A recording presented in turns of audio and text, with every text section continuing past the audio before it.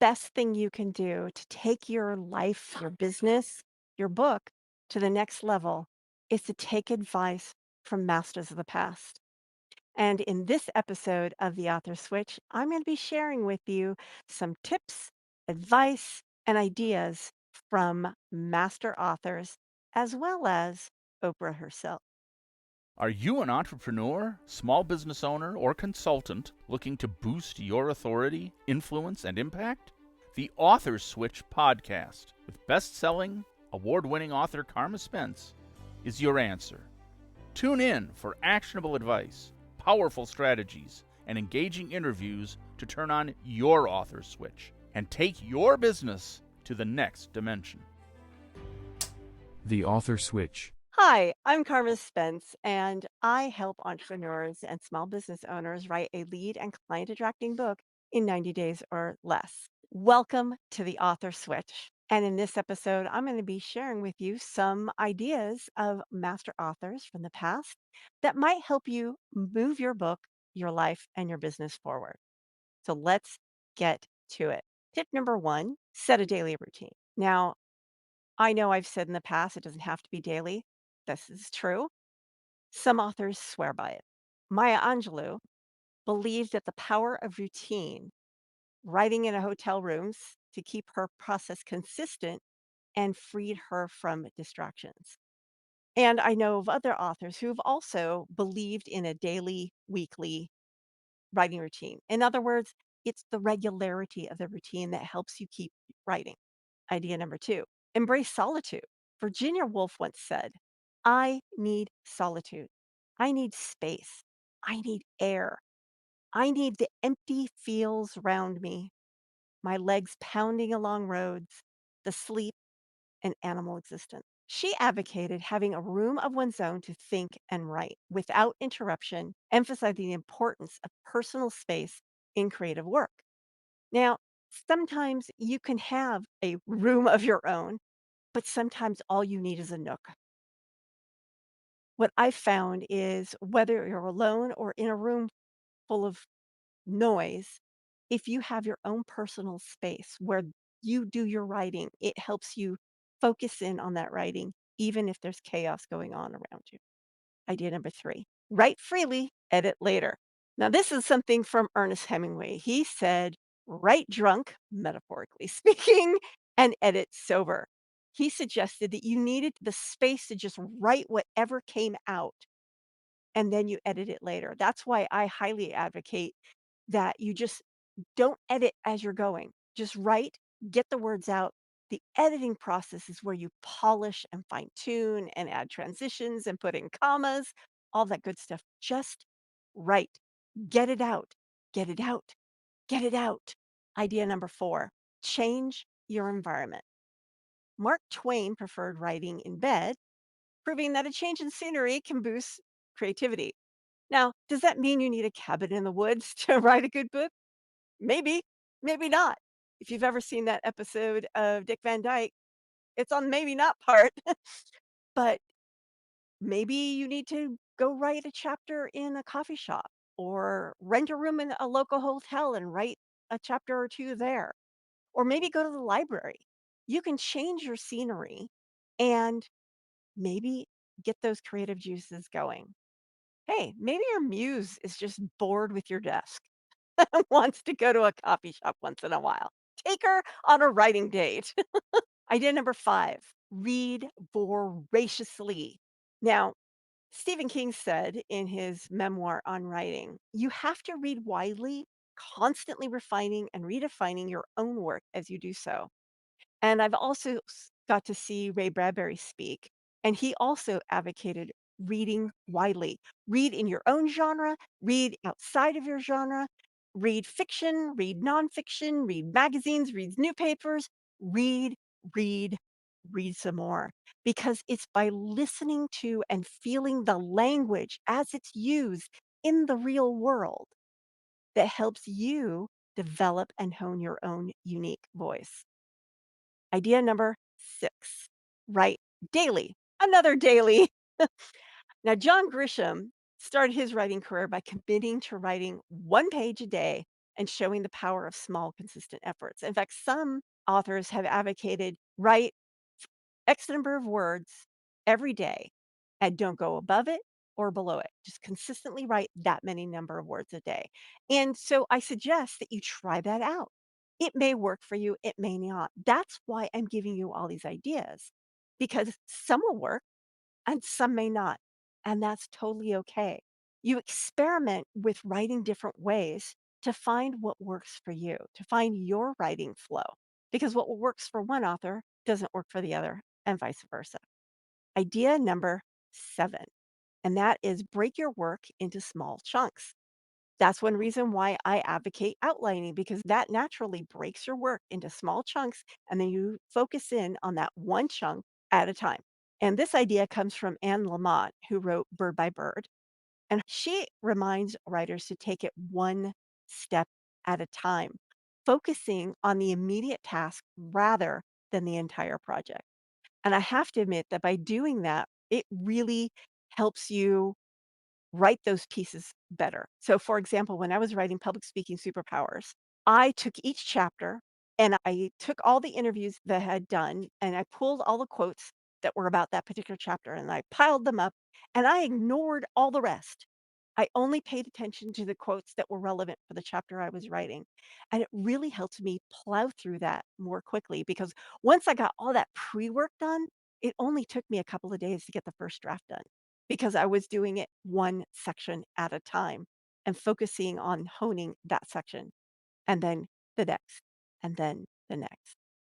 It also helps get rid of the overwhelm of, oh my gosh, I have to write a book. You're making it, oh my gosh, I have to write this subsection or this section or sometimes even this paragraph. Idea number 8, and that is find your best time to write. Dan Brown, he starts writing at 4 a.m., leveraging quiet hours for more productivity. Frankly, I can't get up at 4 a.m. unless my body like needs to do body things. And then I go back to sleep because that's just way too early for me. And honestly, I'm not as creative first thing in the morning. Some of my best writing time is like mid-morning or mid-evening. Those are my best writing times. What's the best writing time for you? You may be a morning person. You may be a midday person. You may be an evening person. You may be a late night person. Don't follow somebody else's prescription of when you should write. Follow the one that works best with your personal circadian rhythm. Idea number 9, and that is set deadlines. Douglas Adams famously quipped, I love deadlines. I love the whooshing noise they make as they fly by.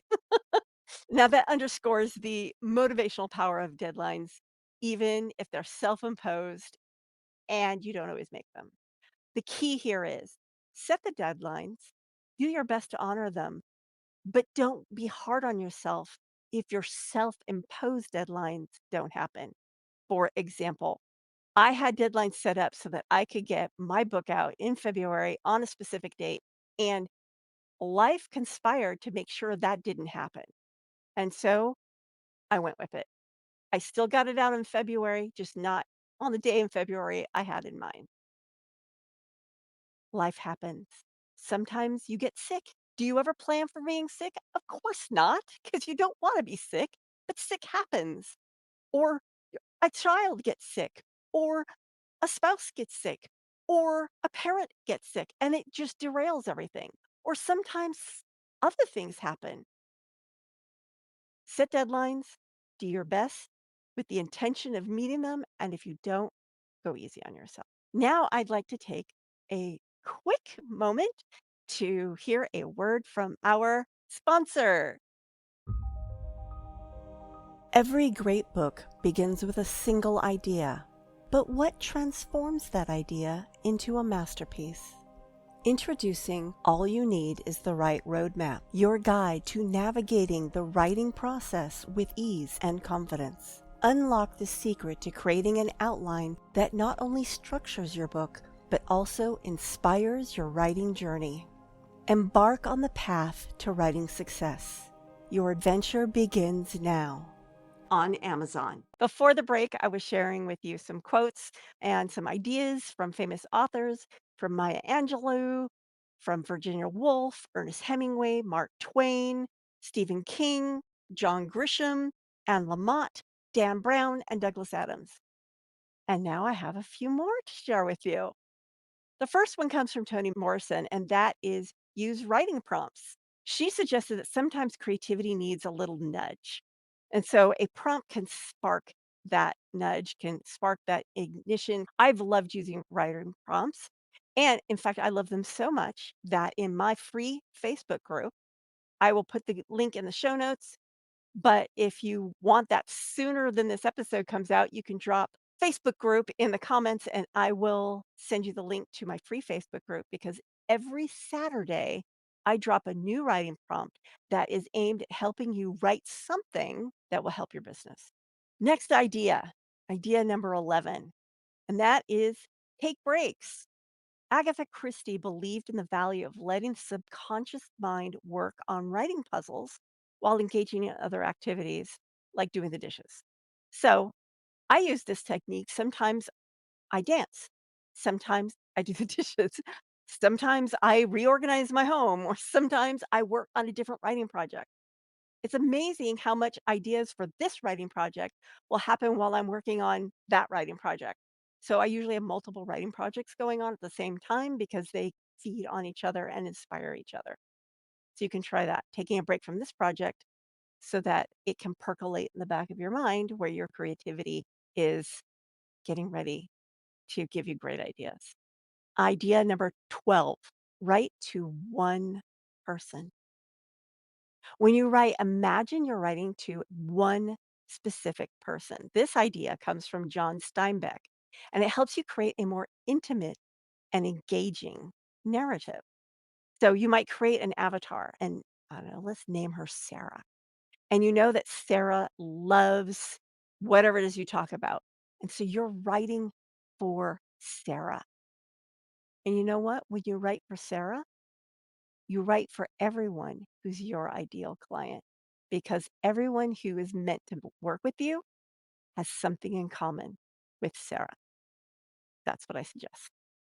Idea number 13, lucky 13, and that is limit your writing time.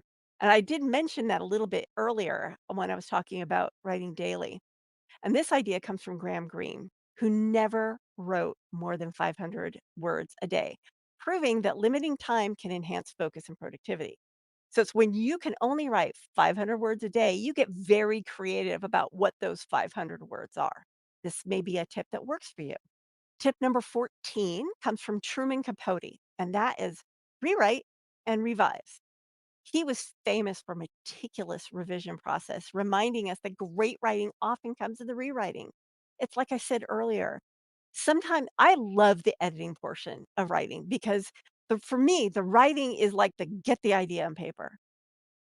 Editing is where the creativity gets it's like the writing is creating the lump of coal and editing is crushing it into a diamond. Even more, it's polishing it and making a diamond worth being on a diamond ring. Idea number 15, ignore the critics. Really, just ignore them. Ernest Hemingway advised to write for yourself and not worry about critics, highlighting the importance of staying true to your voice. And this is something I've observed in the real world because critics are often not your peeps. And the people who are criticizing you are often not the people you're trying to reach. So why try to please them? You want to try and please and cater to the people you were meant to serve. And if someone is not liking what you're dishing out, maybe that dish wasn't meant for them.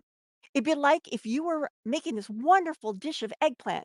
I can't stand eggplant. I'm not going to eat it. I'm not your peep. Childhood trauma related to that. So don't think I'm dissing eggplant. It's a long story. Ask me at a cocktail party sometime. I'll tell you. Idea number 16 is find a writing community. Joining a group of fellow writers for support and feedback, which has been championed by many, many authors, including Ernest Hemingway and the Inklings, which is a group that included J.R.R. Tolkien and C.S. Lewis, two very good authors. And now, I would like to share with you 4 tips from the one and only Oprah, because I did call this podcast, "What Would Oprah Do?" So these are some things that Oprah would do. Listen to your inner voice. She frequently emphasizes the importance of listening to your intuition and gut feelings as a guide. For writers, this could mean paying attention to the stories or ideas that deeply resonate with you, even if it seems challenging or daunting at first. Go with your gut. And that's another reason why you might not want to listen to the critics, because sometimes you'll listen to the critics and you're like, they have a point. And other times you're like, okay, what were you smoking? So take everything with a grain of salt. Go with your gut because your gut is in more alignment with your muse than anything else. Another Oprah idea is embrace failure as a teacher. Oprah views failure not as a setback, but as a stepping stone for greater success. She encourages embracing failures and setbacks as learning opportunities. Writers can apply this mindset to viewing blocks and challenges as they show up and use them to refine your craft. Because, stuff happens. You're going to make mistakes. And sometimes you're going to make the same mistake more than once. It happens. But each time, learn from it because failure is a stepping stone success. It really is. If, if you look at failure as a learning opportunity rather than a big signpost that says you suck. Just say. Another Oprah tip is to find your purpose. Oprah often speaks about the importance of knowing your purpose, knowing your why, and then aligning your actions to it. When you know what you are here for and why you're writing this book, you are better able to write past the struggles. In fact, an earlier episode of The Author Switch talked all about finding your why so that you can make a greater impact. I will include a link to that in the show notes, but if you want that link sooner, write impact in the comments and I will get back to you with the link to that episode. And finally, the last tip from Oprah is practice gratitude. Oh my gosh, what great advice. She is a strong proponent of being thankful and maintaining a gratitude journal and focusing on the positive aspects of life. Am I the only one who's got always look on the bright side of life playing in their head now? Always look on the bright side of life. Do-do, do-do, do-do, do-do. Anyway, momentary Monty Python moment. This practice of doing a gratitude, I did a gratitude journal for years, and it really helped me get out of some really sticky parts of my life. And this is a great way for writers to, if you're struggling with self doubt, imposter syndrome, a gratitude journal can really help pull you out of that particular morass. And it is a crucial step in creative thinking and overcoming blocks. So I highly recommend gratitude work, whether it's a journal or just thinking about what you're grateful for every single day. I include it in my daily prayers. I thank God for a lot of things because God has been good to me. Well, that is what I've got for you today. I look forward to seeing you in the next episode of The Author Switch. This is Carma Spence, your host of The Author Switch, saying ciao for now. If you've enjoyed this episode of the Author Switch podcast and would like to show your support, there are a few ways that you can do that. First, I encourage you to subscribe to the podcast so you never miss an episode. Additionally, leaving a rating and review would greatly help me reach more listeners and continue providing valuable content. To stay up to date with the Author Switch podcast and gain access to additional information on amplifying your authority, influence, and thought leadership through books, you can follow me on LinkedIn at Carma Spence. For those interested in catching up on previous episodes, including those no longer available on podcast platforms, you can find them all at authorswitch.com/episodes. where you can choose to watch or listen to them at your convenience. Thank you so much for your support and for being a part of the Author Switch community.